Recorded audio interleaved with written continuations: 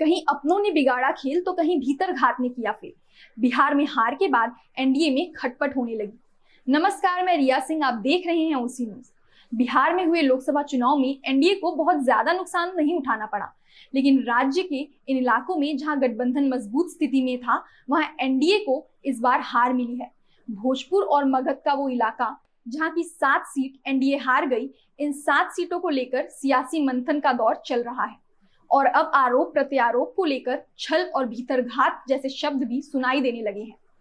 भोजपुर और मगध के इलाके में बक्सर, आरा, सासाराम, काराकाट, औरंगाबाद, जहानाबाद और पाटलिपुत्र लोकसभा सीट शामिल है। ये सभी सीट एक दूसरे से सटी हुई है और यहाँ एनडीए को मात मिली है। यहाँ गौर करने वाली बात यह है कि 2019 के चुनाव में सभी सीटें एनडीए के खाते में गई थी। यही वजह है कि अब नतीजों के बाद बीजेपी के अंदर हार पर मंथन चल रहा है और शिकस्त की वजह की तलाश हो रही है। बिहार बीजेपी अध्यक्ष सम्राट चौधरी ने कहा कि जनता ने हमें 100 में से 75% अंक दिए हैं, लेकिन हम 90% अंक हासिल करना चाहते हैं।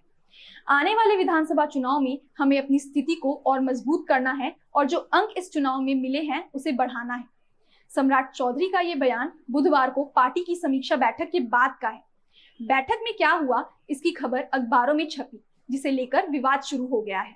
वहीं राष्ट्रीय लोक मोर्चा के अध्यक्ष उपेंद्र कुशवाहा ने अखबार में छपी एक खबर के साथ सोशल मीडिया पर एक पोस्ट किया है। खबर में कहा गया, विस्तारकों ने कहा बीजेपी को जेडीयू का वोट ट्रांसफर नहीं हुआ। कुशवाहा ने खबर के साथ लिखा है, एनडीए के सभी घटक दलों के नेताओं से करबद्ध निवेदन है कि ऐसी खबरों को पब्लिक डोमेन में जाने से बचें, क्योंकि इस तरह की खबर आपस में कटुता बना बढ़ा सकती है, आरोप प्रत्यारोप की स्थिति को जन्म दे सकती है। चुनाव परिणाम की समीक्षा अति आवश्यक है, परंतु यह हमारा आंतरिक मामला है। उपेंद्र कुशवाहा भी बीजेपी के उस लिस्ट में शामिल हैं जो चुनाव हारे हैं।